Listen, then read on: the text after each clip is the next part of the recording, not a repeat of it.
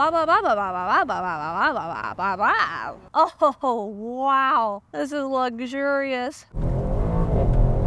Oh. Hello, my name is Alanis King, and I am in the middle of Dallas. I've got the medieval times behind me, the highway right next to me, and this, a 2019 Mercedes AMG GT63 S. This car has 630 horsepower, all-wheel drive, and 4 doors. I absolutely love practical sports cars like this one, and I cannot wait to teach you more about it today. But first, I should tell you, this AMG GT63 S is now available on Cars and Bids. If you want to check out more photos, see the full spec list, or maybe even bid on it, you can check out the link in the description of this video. Before we get to this GT63 S, let's talk about what it is. This car's full name is the 2019 Mercedes AMG GT63 S 4-door coupe, which practically takes a sticky note to remind you. I mean, it takes a full breath to say that name. And this is very common in the Mercedes lineup. Your cars are either the Mercedes or the Mercedes AMG ABCDEFG. It's a lot of letters and numbers, but they all mean something. We start with Mercedes AMG. AMG is the performance arm of Mercedes. Easy. And then our next set of letters is GT. So Mercedes cars often fall into classes. There's the S class, the C class, the E class, the G class. This belongs in the GT family. The GT family is headlined by the Mercedes AMG GT 2-door coupe. And in 2018, Mercedes added this guy behind me, a 4-door version. Sports sedans have been around in general for a long time, but when this car debuted, Mercedes said it opened up the sports car segment to those looking for a vehicle for day-to-day use. This 4-door version is an expansion of the GT family, not a replacement for that 2-door halo car. Mercedes markets these as 4-seat supercars, and using the GT name, in my opinion, could do one of two things. It could either make that easy connection to the existing 2-door supercar, or it could confuse people because now there are 2 different GTs. So we have AMG and GT, both of which communicate that this car is fast and powerful. Then we have 63S. In 2019, Mercedes marketed 3 versions of the 4-door GT, the 53, the 63, and the 63S. All of them had 9-speed automatic transmissions with paddle shifters and all-wheel drive, but they had different power outputs. The 53 had a 3-liter turbocharged 6-cylinder engine that made 429 horsepower. The 63 had a 4-liter twin-turbo V8 that made 577, and the 63S has a twin-turbo V8 with 630 horsepower and 664 pound-feet of torque. Then we get to the last part of the name, 4-door coupe. And I actually didn't say 4-door coupe in the intro of this video because I did not want y'all yelling at me about how coupes only have 2 doors. I agree with you, but the brainwashing happens fast. You'll notice earlier in this video, I said 2-door coupe. Those are the same things, but we're so used to coupes being whatever these days that I had to specify. Let's go ahead and have the 4-door coupe discussion. If you didn't know, modern automakers love calling everything with a sloping roofline a coupe. And this is very confusing because the typical definition of a coupe is a car with 2 doors, 4 seats, and a sloping roofline. And when you call everything a coupe, everything else gets more confusing. You'll notice earlier and just now I referenced calling the 2-door GT a 2-door coupe. Technically that's only partially right because there is a 2-door GT with rear seats and there is a 2-door GT with only front seats. With the rear seats, that's a coupe. With only the front seats, that's a roadster. But if you call everything a coupe, then everything becomes a coupe, and then I'm calling everything a coupe, and then I'm stressed because everything is a coupe, and it's a coup of my brain.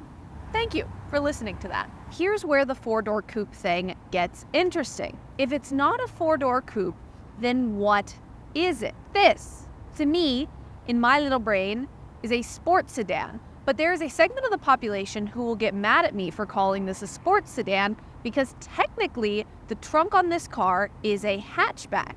But the other option is a hot hatch. And to me, hot hatches occupy the more affordable end of the market. They're small, they're cute, they're angry.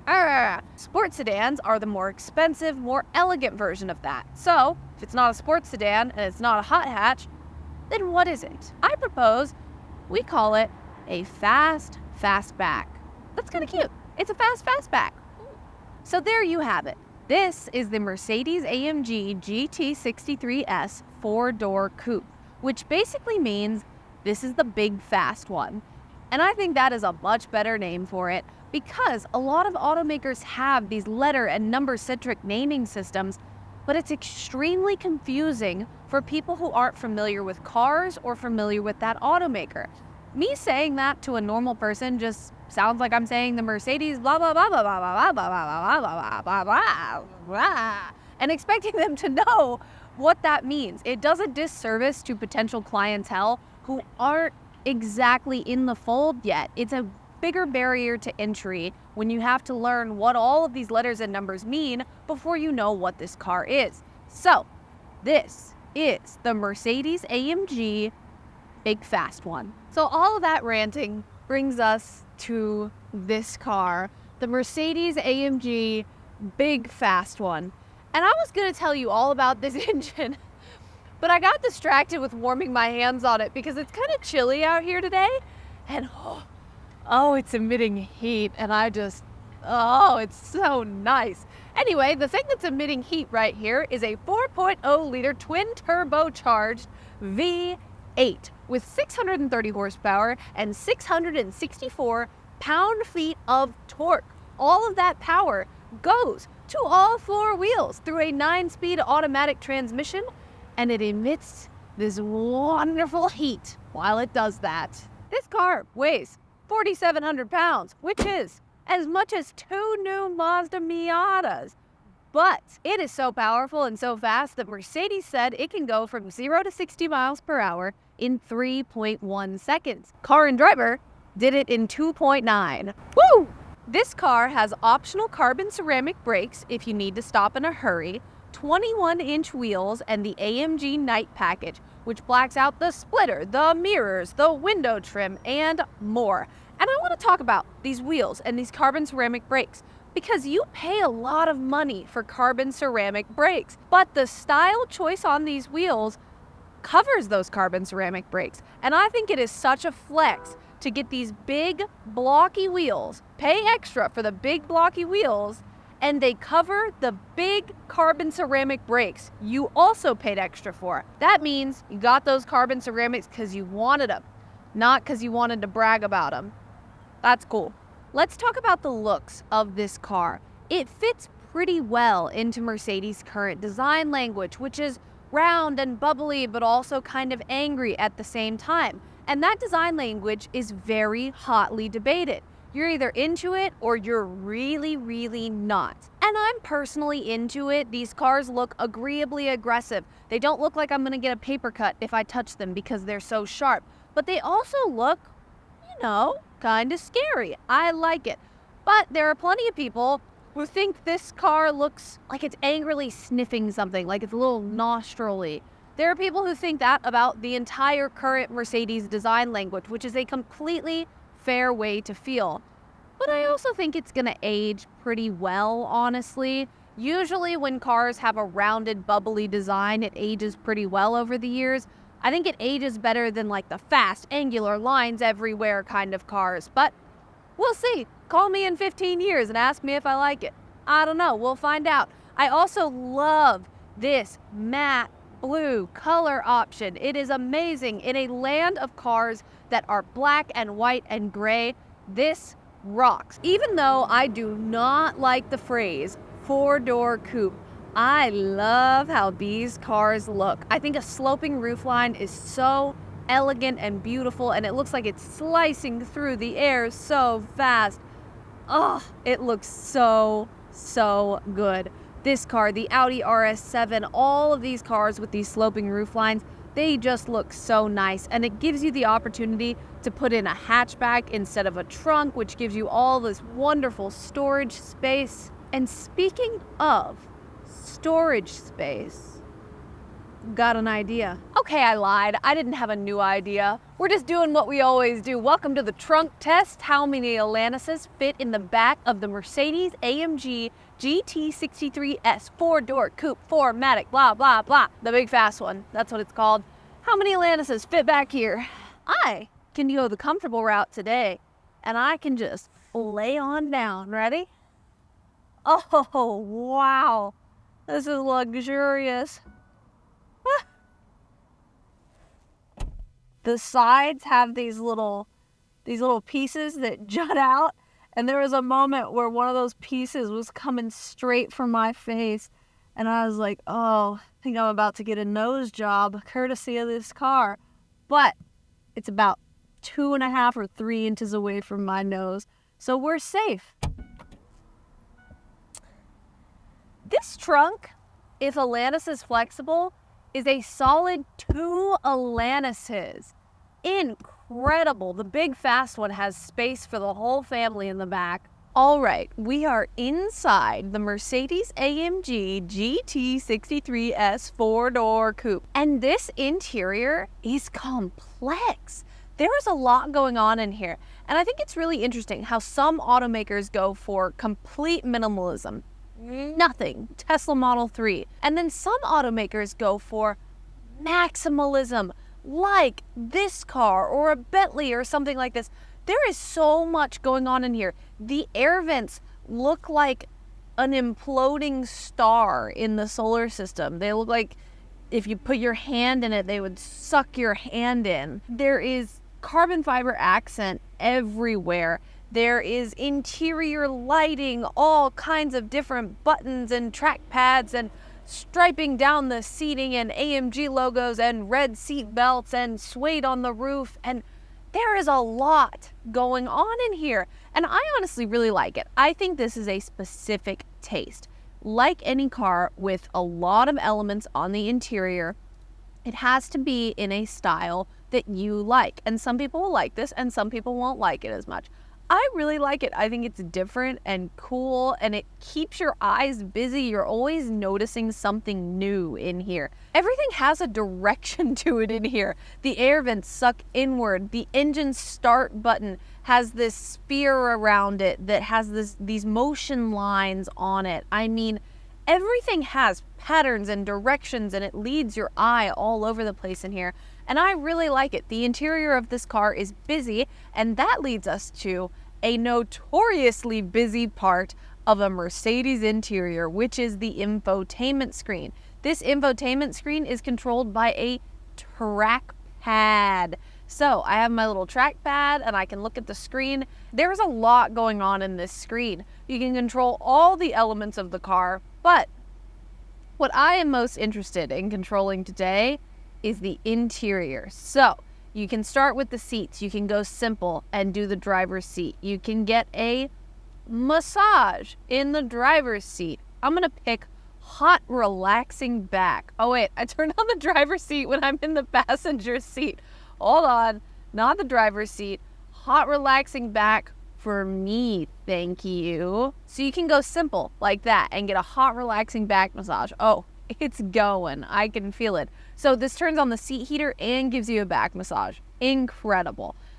Or if you don't just want to go simple like seat heaters or massaging seats, you can control the entire vibe of the car. I go to a menu called Energizing Comfort, and on this Energizing Comfort menu, I can choose between a bunch of things. I can choose Refresh, which has green blue lighting on the interior and blows a cool, refreshing breeze to whisk you away to the seaside. So it basically turns on your air vents and makes everything blue. You can do Warmth, means heated seats and surfaces with yellow-orange lighting. So if it's cold outside like it is today, you choose Warmth and you just warm yourself up. You can choose Vitality. This is a revitalizing effect provided by stimulating light and invigorating music. And I would play this right now, but in case there are copyrights on that music, I can't get our video taken down, so I'm not gonna play it. I'm just gonna let you imagine what it's like. We have enjoyment, okay? Enjoyment is highlighted in yellow. Ooh, it says the seat massage function and sunlight to lift your mood and allow you to relax. So when you click enjoyment, it starts massaging your seats and turns things yellow so that you can relax. Incredible. Then we scroll down to well-being. This one's purple. It says using warming relaxation, I assume that means seat heaters, and soft colors. Then we have training, okay? This is where the money is at. I clicked this earlier and I was amazed. So you click training, and what could you possibly be training in this car? Let's figure it out. Muscle stimulation. These are one of our training options. Let's do it. Muscle activation. Small, subtle improvements boost muscle coordination and the health of your back. Please pay attention to the traffic. Interrupt the exercise as soon as the traffic situation requires. Carrying out the training exercises lies within your responsibility. Select a straight posture for all exercises that follow. Let's go. Start with shoulder movements. Move your right shoulder far back in circles. Your motion is restricted due to the fact that your hand is on the steering wheel. Keep your hand steady on the steering wheel. Make the movement smaller. There's a fly in here. Smaller and smaller. We're both The doing smaller this. and more subtle the movement, the greater the coordination in the muscles as they move. Really? Now move your left shoulder far back in circles. Honestly, I would do this on a road trip. It's something to do. And smaller and smaller. This is absolutely a waste of 10 minutes on a road trip, and I would do it. Shoulders together to the back. Oh, Your shoulder blades should we're using almost what we've touch. learned. Oh, my shoulder blades should almost Shoulders touch. stay at the same Doesn't height. seem right. Do not pull them up. Damn it. Okay, I can't make my shoulder blades touch. This seems unfair. As soon as I started putting my shoulders up, they told me, no, don't put your shoulders up. And I was like, okay. All right, we've learned enough on that front. Honestly, it's comfortable in here. It's interesting. Every single time you look around, you see a new set of patterns and circles and all kinds of stuff. I like this interior a lot. I think it is purposefully busy, and that is nice to me. And now I'm gonna hop in the back seat and see what it's like back there. Okay, now we are in the back of the Mercedes AMG GT63 S 4-door coupe. And you know, honestly, it's a lot less busy back here than I thought it was gonna be. I thought there were gonna be all kinds of things on the back of the seat and all kinds of patterns everywhere. And honestly, the only patterns you see are up front and on the doors. I mean, it's pretty simplistic back here. I like the suede headliner. Obviously, I'm pretty close to it. I can see it.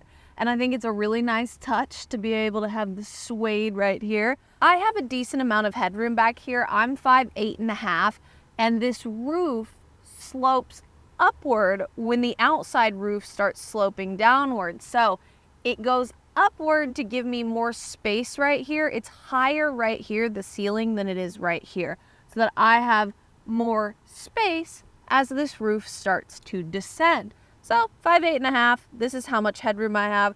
I have plenty of leg room, and I have 2 dedicated rear seats instead of a fold down cup holder right here over a 3rd seat.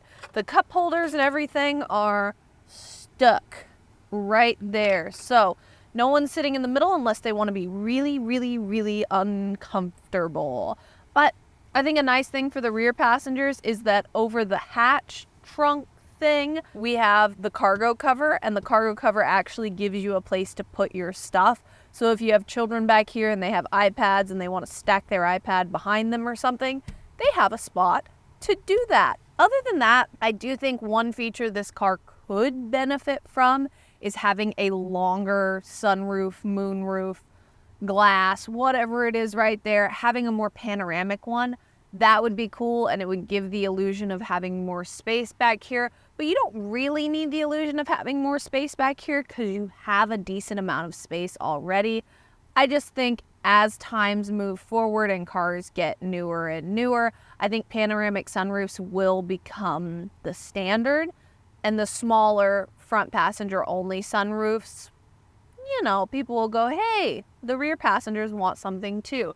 But I think it's comfortable back here. I wouldn't mind being back here on a road trip if the driver had their exercises, whatever exercises they're called, going. I would be doing the exercises back here in my rear seat, and I have a perfect view of the screen to do that.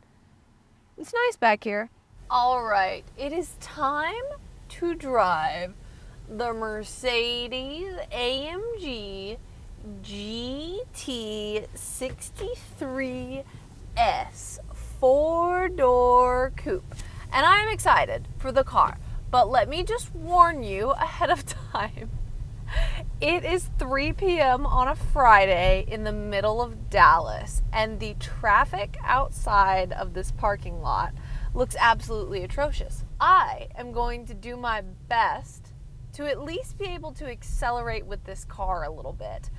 But all of the lines on Google Maps are red, and that is not a good sign. So we're gonna do our best, but I'm gonna tell you what it feels like. I'm gonna try to accelerate at least to the extent that I can, and I'm gonna describe what it's like to drive it to you as best I can in the middle of Dallas. I can say that when you're driving it at low speed, you almost wouldn't know that it's a 630 horsepower crazy car, right? Like, it just drives like a normal luxury car. It's really nice. And it doesn't, when you tap the accelerator pedal, it doesn't just like, like, it's not just ready to go in normal driving mode. It's chilling. It's not gonna go unless you tell it to go. And I think that's really great. It's a good balance. Another thing that these cars have is the active seat bolstering. So the bolsters that stick out of the side of your seat, they will actively move when you're driving, even if you're not doing anything intense, when you're just turning. And I think that's so funny because, like in a time right now when all the traffic is terrible, your seat bolsters are moving to make you feel like you are doing something. And you know what?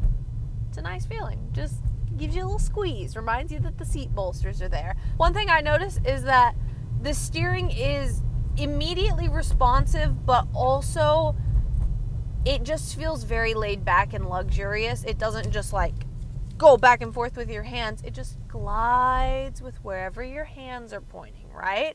It's nice.